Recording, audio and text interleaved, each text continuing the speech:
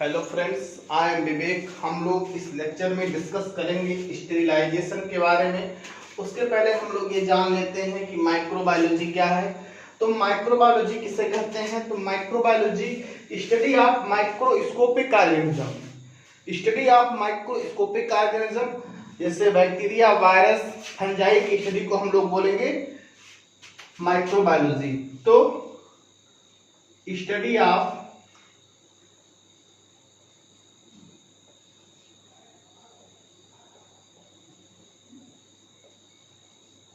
Microscopic organism जैसे fungi, bacteria, virus. तो microscopic organism की स्टडी को ही हम बोलेंगे माइक्रोबायोलॉजी। एक बात और कि फादर ऑफ माइक्रोबायोलॉजी जो है, फादर ऑफ माइक्रोबायोलॉजी वो थे, वो है Antony van Leeuwenhoek. Antony van Leeuwenhoek, father of microbiology Antonie van Leeuwenhoek. Antony van Leeuwenhoek को हम लोग फादर ऑफ माइक्रोबायोलॉजी बोलते हैं। और एक बात और यह है कि बैक्टीरिया की डिस्कवरी भी एंटोनी वॉन लीवेनहॉक साहब ने की। Antonie father of microbiology Antonie van Leeuwenhoek, और डिस्कवरी ऑफ बैक्टीरिया भी जो है एंटोनी वॉन लीवेनहॉक साहब ने की थी। अब हम लोग देख लेते हैं स्टेरिलाइजेशन क्या है। एक ऐसी प्रोसेस जिसमें किसी सरफेस या ऑब्जेक्ट से माइक्रो ऑर्गेनिज्म को डिस्ट्रॉय करते हैं। एक ऐसी प्रोसेस जिसमें किसी सरफेस, किसी ऑब्जेक्ट या किसी मटेरियल से हम लोग माइक्रो ऑर्गेनिज्म को डिस्ट्रॉय करते हैं, उसे हम लोग बोलेंगे sterilisation. Sterilization refers to any process that kills all form of life such as bacteria, virus, fungi in specific surface, material or object। ठीक है, अब हम लोग देख लेते हैं कि टाइप्स ऑफ स्टेरिलाइजेशन की। टाइप्स ऑफ स्टेरिलाइजेशन, एक आपका हो जाएगा फिजिकल मेथड,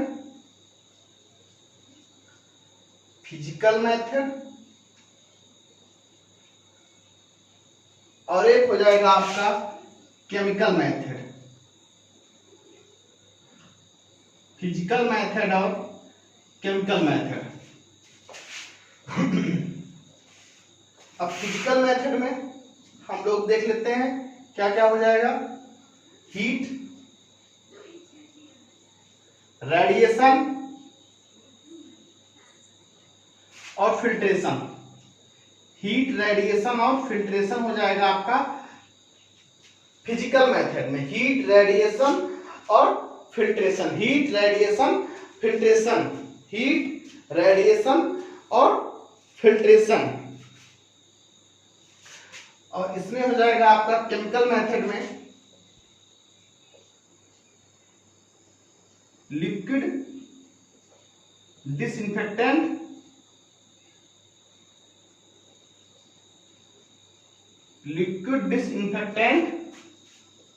गैस वेपर और प्लाज्मा स्टेरिलाइजेशन।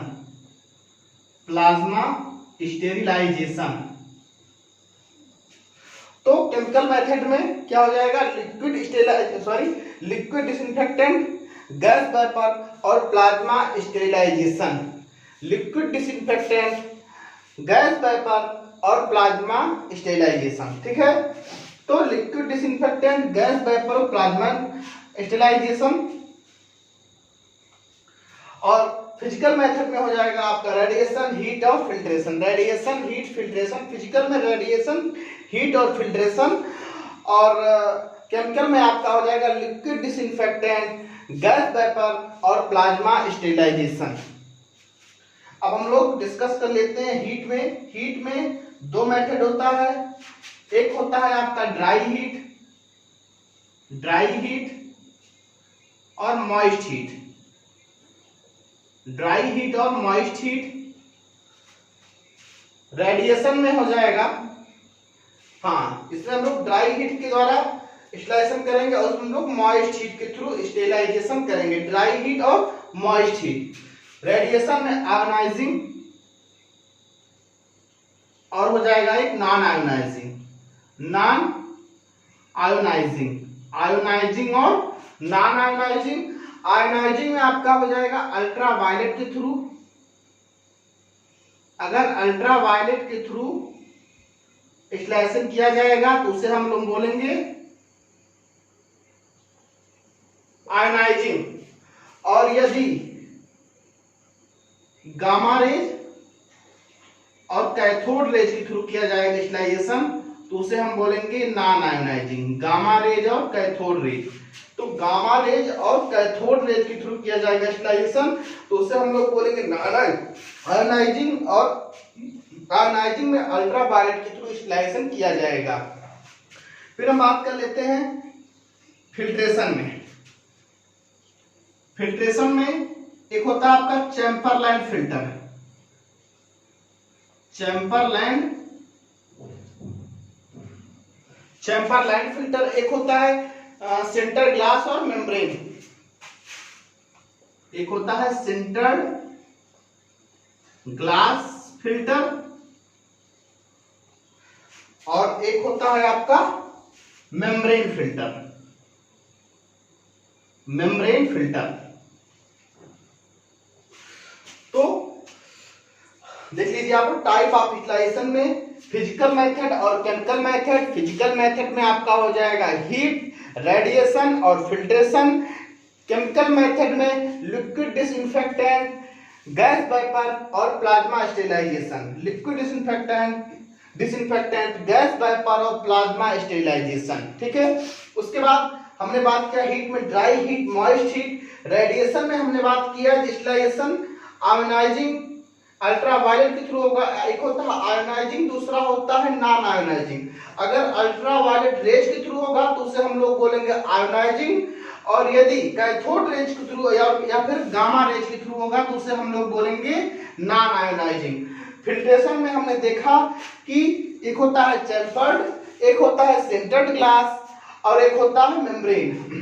ठीक है, उसके बाद आज हम लोग डिस्कस करेंगे। लोग देख लेते हैं यहाँ पे हीट में किसके किसके थ्रू स्टेरिलाइजेशन होता है। हीट में किसके किसके थ्रू होता है तो हीट को हम लोग, एक होता है आपका ड्राई हीट, दूसरा होता है आपका मॉइस्ट हीट। ठीक है, अब ड्राई हीट में आपका हो जाएगा hot air oven, flaming, red heat, hot air oven, flaming, red heat,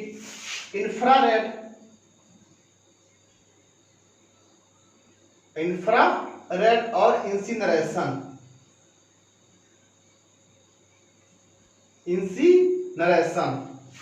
तो hot air oven, flaming, red heat, infrared और इंसिनरेशन। ठीक है, मॉइस्ट हीट में यदि टेम्परेचर बिलो 100 है, यदि टेम्परेचर 100 डिग्री सेंटीग्रेड पे है और temperature is more than 100 degree centigrade है, मॉइस्ट हीट में 3 टेम्परेचर रखेंगे हम लोग। इसको हटा देते हैं हम लोग। हीट में dry heat, moist, radiation, ionising, non ionising. Filtration में चैम्बरलैंड, सेंटर्ड ग्लास, मेम्ब्रेन। और केमिकल मेथड में liquid disinfectant, gas vapour, plasma sterilisation. तो बिलो 100 में हम लोग करते हैं पास्चुराइजेशन।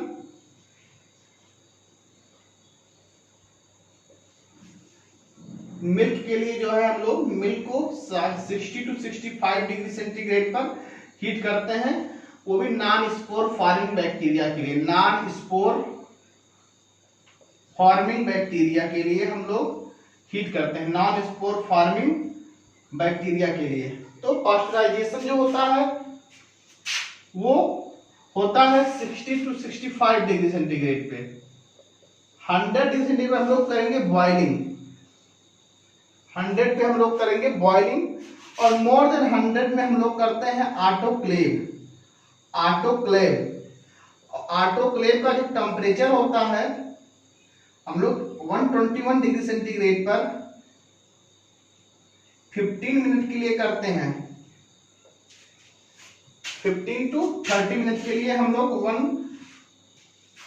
121 डिग्री सेंटीग्रेड पे 15 टू 30 मिनट के लिए हम लोग ऑटोक्लेव करते हैं। इसका टेम्परेचर ये होता है। और जब टेम्परेचर हम लोग 134 करेंगे तो हम लोग 3 मिनट के लिए करेंगे स्लाइस। ठीक है। Hot air oven, flaming red heat, infrared और इंसिनरेशन। अब हम लोग पहले बात कर लेते थोड़ा सा हॉट एयर ओवन के बारे में। हॉट एयर ओवन के बारे में तो हाँ चीज, और हम लोग बॉइलिंग, अगले लेक्चर में हम लोग बॉइलिंग को डिस्कस करेंगे और ऑटोक्लेव को डिस्कस करेंगे। ठीक है। तो हॉट एयर ओवन जो टेम्परेचर होता है, जब इसको 160 डिग्री सेंटीग्रेड पे हीट करेंगे तो 2 आवर्स के लिए हीट करते हैं। 160 डिग्री सेंटीग्रेड पे हम लोग करेंगे 2 आवर्स के लिए करेंगे। यदि इसका टेम्परेचर कम कर देंगे तो टाइम क्या होगा, टाइम बढ़ जाएगा। 2.5 आवर्स के लिए करेंगे, 1.5 टू 2 आवर्स के लिए करते हैं इसमें। टेम्परेचर 160 होगा और इसमें आपका हो जाएगा 140 पे हम लोग 2.5 मतलब 2.5 घंटे के लिए करते हैं, और 160 पे 1.5 से 2 घंटे के लिए करेंगे। यदि टेम्परेचर हम 120 कर देंगे तो टाइम और बढ़ जाएगा, 6 आवर्स